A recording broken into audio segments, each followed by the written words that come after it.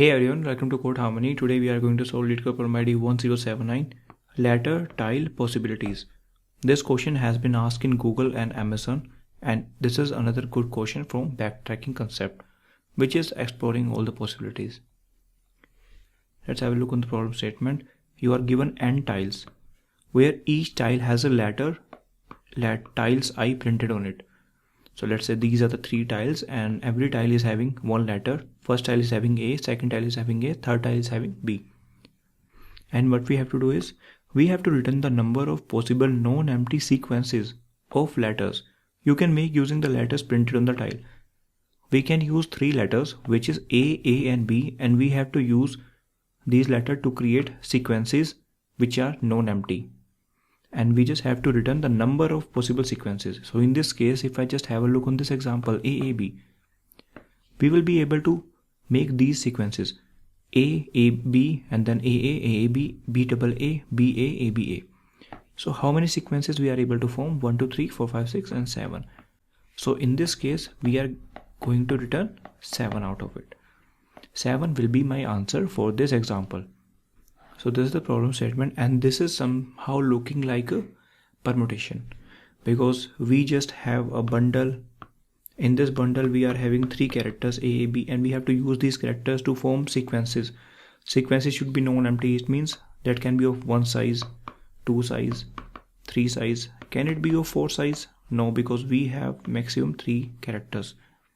Okay, so this is somehow looking like a permutation. Before we jump to the solution, I will show you something. So this is somehow like a DSA syllabus I have prepared for you all, and in this DSA syllabus, if I go down, when I encounter recursion, in the recursion you should be very good at that, and problems, what is problem, what is a problem, when the recursion problem is coming to the interview, you should be able to give the justification that why you are going to use that. Then there is a backtracking topic, and in the backtracking topic, if you are able to see the classic backtracking problems, you will see subtask, permutation, combinations. And here, as per our problem, that is looking some kind of permutations related problem. So these are not just the problem, these are the concepts which you utilize to solve bigger problems in the interviews. So here we are going to utilize our concept of permutations. As these characters are having duplicate characters, I will just try to make the things very simple. Let's say I have an example of ABC. If I directly ask you how many permutations you can have using all of these characters, not just a subset of these characters. If you are allowed to use all these characters, then how many permutations you can make? Then three sizes we are having. Add this, we have 3 possibilities. And then add this, we will be remaining with 1, 2 possibilities, and add this, we are having 1 possibility. When all these characters are unique, no duplicates are there, in that case we have 3 factorial possibilities. What is that? That is equivalent to our NPR formula, permutation formula. From n we have to choose R. What is n here? N is 3 here. And what is R here? 3 is R is also 3 here, is equal to n factorial divided by n minus R factorial, which is 3 factorial divided by 3 minus 3, which is 0 factorial, that is 1. So 3 factorial is 6. 3 into 2 into 1, which is 6. So 6 permutations we are going to have if we are going to utilize all of these 3 characters. If I tell you that you can either use 1 character, or use 2 characters, or use 3 characters, then definitely the permutations will be higher. In this case, what are the number of the permutation we are going to get? From 3 characters we have to choose 1, plus from 3 characters we have to choose 2. Sorry, C, it will be P. From 3 characters we have to choose 3. So this n is 3 here. So it will become n 3p1, 3p2, 3p3. If I write the formula, it will become 3 factorial divided by 1 factorial. 3 factorial divided by 3 minus 1, which is 2 factorial here. 3 minus 2, which is 1 factorial, plus 3p2. 3p2 means 3 factorial divided by 3 minus 2 factorial, which is 1 factorial. What is 2 factorial here? 2 factorial is 2 into 1. 3 factorial is 3 into 2 into 1. So this will be 3 in this case. And what is this? This is 6. What is this? This is also 6. 12 plus 3. 15. 15 possibilities we are going to have in this case. But if we are allowed to choose all the 3 characters, then we are allowed to have, we are going to have 6 possibilities.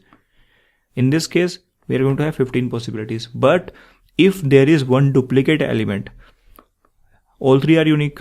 Here in this case, A is duplicate. When A is getting duplicated, the number of possibilities has reduced to 7. Okay, it means definitely when we are preparing the permutation, we are definitely going to have duplicate permutations. Let's say this A is coming for the first time and second A is coming for the first time, like this. So this problem is something known as permutations. Permutation, when you are given a string and you have to prepare a permutation of the string with the same number of characters. And if I tell you that from this string you have to use all 3 characters, then this problem will become permutations 2. Permutations and permutations 2, just next variation of permutation problem.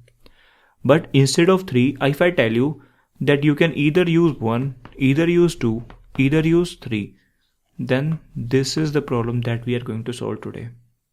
This is this problem. Okay. So now let's say our problem is still ABC.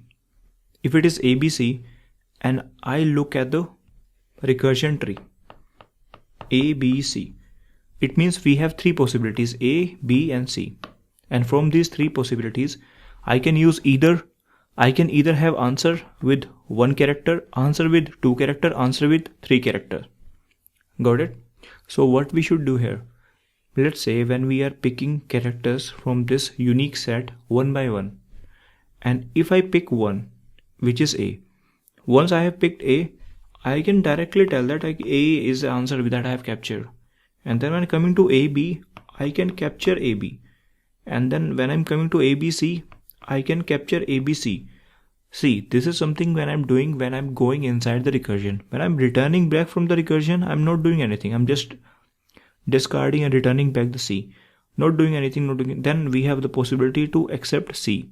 If I have to accept C, then AC one possibility and ACB is another possibility.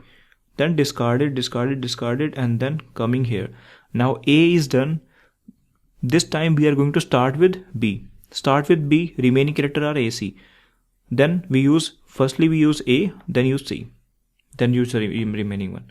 In this case, we are going to start our recursion call from every single character from this set. In this case, we were having only unique character, but let's say when we are having duplicate characters, now we are coming to our solution. We are having A and B. Let's say if I am choosing A in the starting and then again this A in the starting, then definitely this and this is going to give me the same answer. So in this case, I'm not going to do something like this. Instead, I have to prepare some kind of frequency that will give me the unique characters. Let's say for string AAB, here tiles with A printed on it are 2 in number and tiles printed with B are 1 in number. What is this? This is our hash. And in the problem statement, we are also given that we are allowed to use only uppercase English characters. It means the characters will go from A to Z, which are 26 in number. So this hash I can use by taking a array of size 26. Got it? So now, why don't you just use this hash? Something like this. A is coming 2 times, B is coming 1 time, and now I have to prepare an answer which is non-empty. So let's say the answer is empty in the starting. And in the first go, what I can do? I can use A. If I use A, it will look like this. A is remaining one time and B is remaining one time. Then a current permutation is 1. So when I am coming here in this permutation, what I can do is, whatever is this value, this is going to be my answer, because I don't have to wait till we reach to the size equal to the given size. Because we can also have one size sequence, two size sequence, till size we get 10 n size sequence starting from 1 to n. So this A is captured, and then when I'm going further, we have two possibilities. Either we can choose A or B. We'll choose A, and then remaining frequency is A is 0, B is 1. So in this case, again A is encountered. Capture A and A. Then again we have only one possibility using B. So just take B, and A is 0, B is 0. We can't go further. It means our recursion will go the backtracking here. So AAB is also captured. A and B. Now in this case, we have to return back from the recursion. Coming back here, and again we don't have another option. Coming back here, at this moment we have another option. Last time we choose 1A, this time we can choose B. So if I choose B, it will be something like AB. A is 1 time, B is 0 time. So this is the case. And now further I can choose A, but AB I have to capture in my answer here, AB. And then in the next iteration, ABA. Okay, so what I'm trying to say is that first of all, you should be good at solving permutation 2 problem, then you have to jump to this problem. Those two problems are the prerequisite to this. And still, if you get any doubt, you can just ask in the comment section. So we are doing the iteration. First of all, we have to prepare a hash function, and then we are going into the recursion. When we are going into the inside the recursion, we are capturing these values. Captured A, captured AA, captured AB. When we are returning back, then we are not doing anything. When again we are going inside, then we are capturing AA. Going inside, capturing ABA. Returning back, not doing anything. In this way, we are going to complete this tag. Right? So, first of all, you should know what are the values that are going to be passed to my solution function.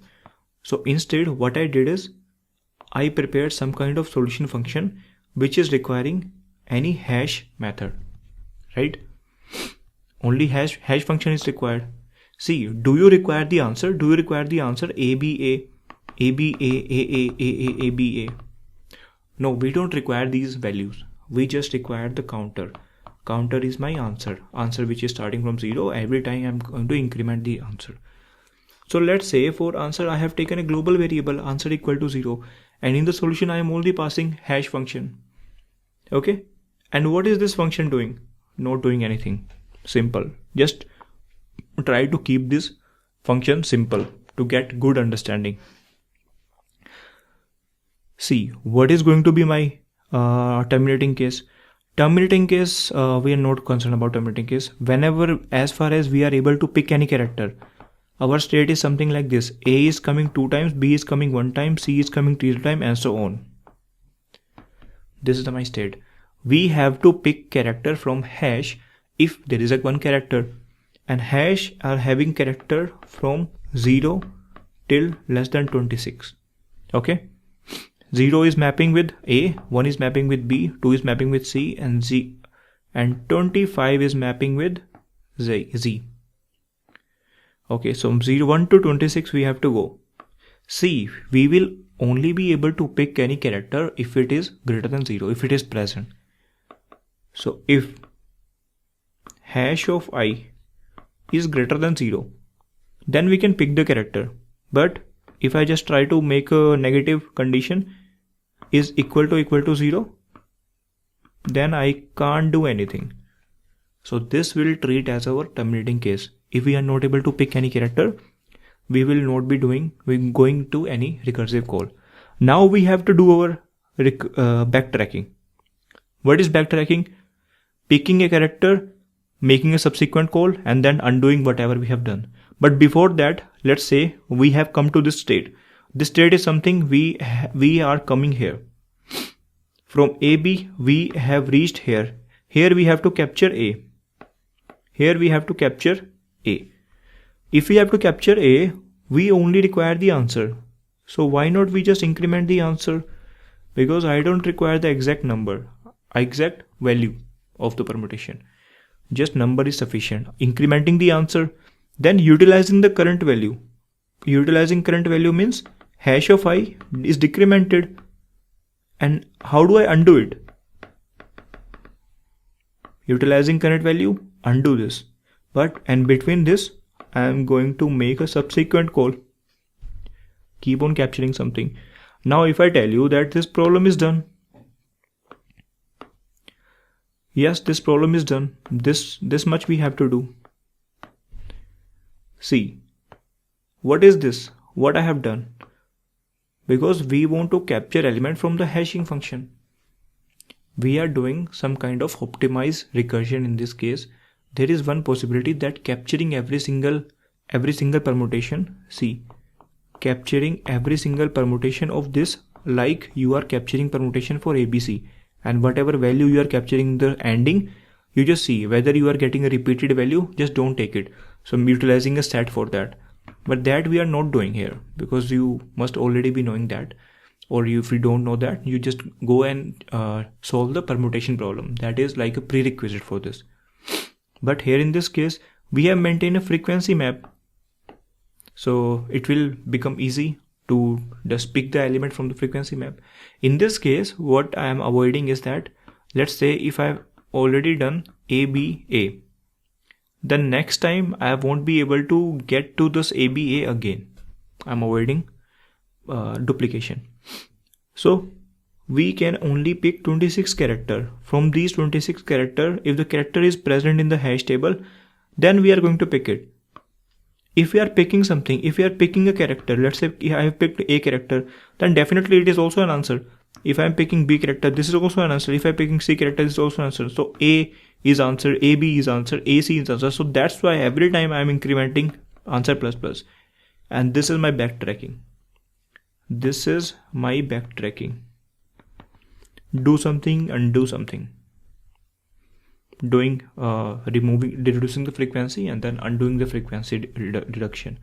So this is something I'm doing. And what is going to be the time complexity for that? The time complexity for this operation is going to be, let me ask you one question. What was the time complexity of this? Every time we are picking a character or not picking a character. So this is the same thing. If we are maintaining a hash map, A is coming one time, B is coming one time, C is coming one time. So we have three possibilities. Either we are picking it or not picking it. So in the worst case, it will go 2 to the power n. But here we are having some duplication. So definitely it will be less than that. But we are talking about the worst case. So this is our time complexity. And what about the space complexity? We are maintaining a hash array. So that can be order of n. N is the number of characters. Number of unique characters, you can say. But we are taking an array of size 26. So you can also consider that n will be less than 26, equal to 26. So order of 1 you can also say. Okay, I hope you understood this approach.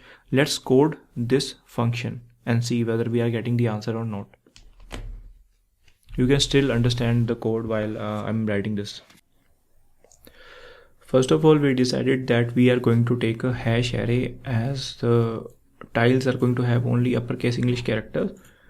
So I will take a integer array hash of size 26 and I will just fill the hash function for every character tiles.toChar array hash of character minus a will be mapped to index 0. Increment that. Now our hash function is ready, and this hash function I'm going to pass to my solution function.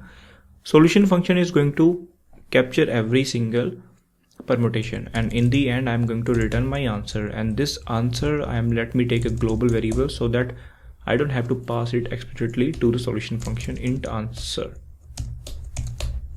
Answer is equal to 0.